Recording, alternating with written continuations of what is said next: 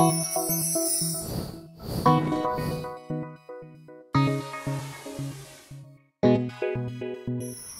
have a friend, Steve Earle Jr., who is an actor and a director. And after a play one night, we're sitting having drinks, and he said, "I'm just really frustrated. I can't do the kind of theater that I would like to do." I said, "Well, why not?" He said, "Well, Richmond theaters won't do anything that's risky or that has a gay theme." He said, "You know, maybe I just ought to start my own theater company." I said, "Well, Steve, why don't you?" "Well, I really don't have a place. I just happened to be working part-time at Fielding's, the after-hours nightclub, and so I went to the management there and said, could we do a gay play upstairs sometime? And they said, well, yeah, we'll work that out. So I went back and I said, okay, I've got you a place. He said, oh, well, I don't know what we do. I said, well, I just came back from a business trip to Florida. Well, I saw 3 one-act plays by Harvey Fierstein.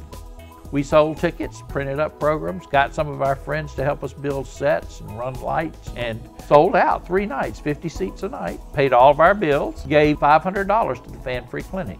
Over the summer, we decided to form a company, and the plays became very successful. We also got John Knapp to come in with us. I thought it was a good idea to do a gay and lesbian theater company in Richmond. You know, we're halfway between the Falwells and the Robertsons, so it was a good idea to get involved and show that we can actually do this in Richmond. Each time we did a play, we would pay all the bills and then we'd do another one. This organization, from its inception, has always been well managed. It's never run a debt. Carreras Jewelers was lucky enough to be approached when they were producing the first program and asked if we would consider advertising. And because I believe in a theater like this, I said absolutely. And since that first program, Carreras Jewelers has continued to advertise. We do feel the results of the advertising and proud to be a part of it. When we started off originally, we were doing things that were AIDS related. But after a few years, we realized, you know, now we're sort of speaking to the choir, and we began to broaden our programming. Roy Proctor was really supportive. He was the person who really gave us oomph to go. He said, well, if you want to get reviewed, you're going to have to pay your actors and pay your professionals. And I can remember at the end of our first season, we did Vampire Lesbians of Sodom. When I opened the newspaper for the review, there it was, a big picture, and it said, Vampire Lesbian. Well, I had a few people call me and says, Michael, what is this?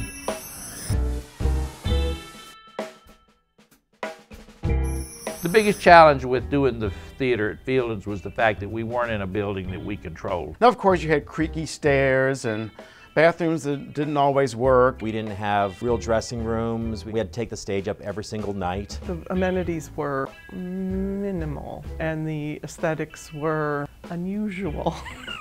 All the chairs were totally different, nothing matched. There were a lot of people that didn't feel comfortable not only performing there, but coming to see a show there.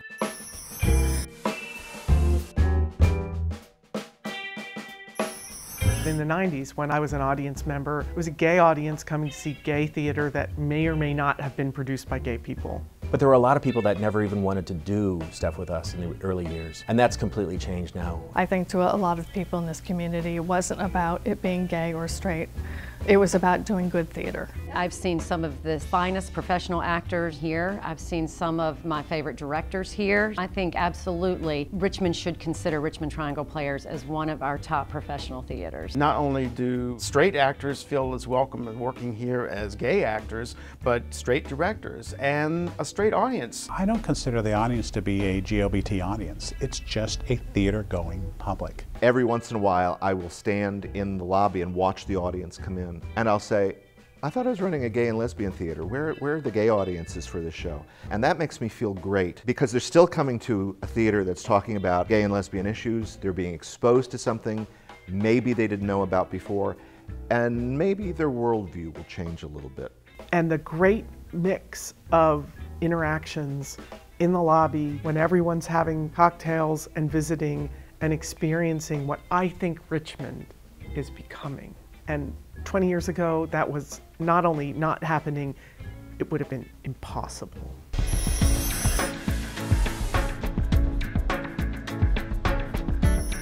Rob Moss came to me and he said, I've got options on a building over in Scott's Addition. Come look at it. and I walked in and it was a radiator shop. So he said, if you can make it work, I will buy the building and lease it to you on the basis that you all can afford to pay for it. With a lot of work and the help from a lot of people and a wonderful contractor, Sam Daniel, we now have this beautiful new facility. By them moving into this facility, they're now one of the big boys, you know. There was no question we had arrived. I think in terms of broadening the audience, I think this space has been amazing. And one of my favorite things is to bring new friends to plays and have them say, wow, I had no idea the theater was here. One of the first things that you hear from people, even experienced theater goers, if they come here for the first time, is it's such a welcoming space.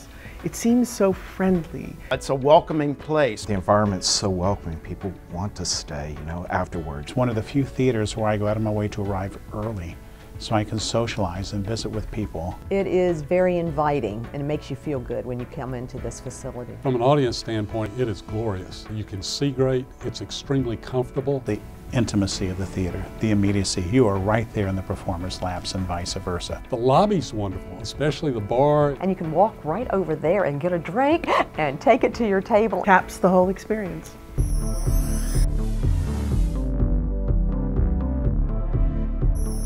We made a very conscious choice that we wanted this to be one of the busiest theaters in Richmond. So in addition to the plays, we've done lots of local cabaret artists, we've done films, we've had comedy, and we have hosted other companies as well. They've become an incubator for new and emerging theater organizations in Central Virginia. The doors are truly open to everybody. The mission of the Acts of Faith Festival is to use theater as a vehicle for discussions about current issues, society, faith issues.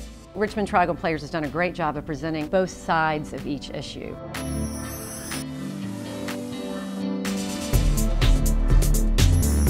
If you come to a Triangle production, you're going to see first quality. Richmond Triangle Players has really come into its own. I think we are putting on better shows than we have ever done before. We always want to up the ante a little bit. We do not support RTP because it's a gay lesbian theater. We support it because it's a good theater that does good work.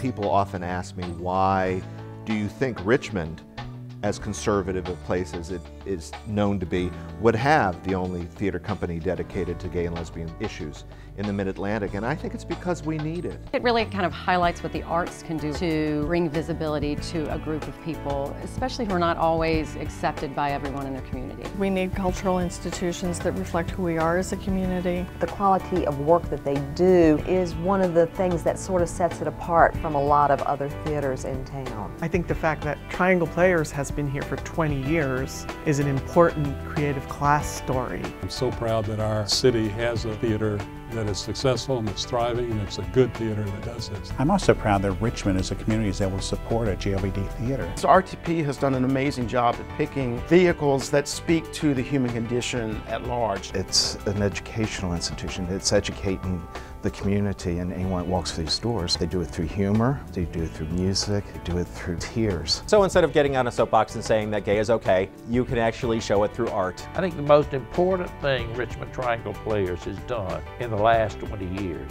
has been to be a beacon that says, this is a good place, we are good people. Gay is not a four-letter word.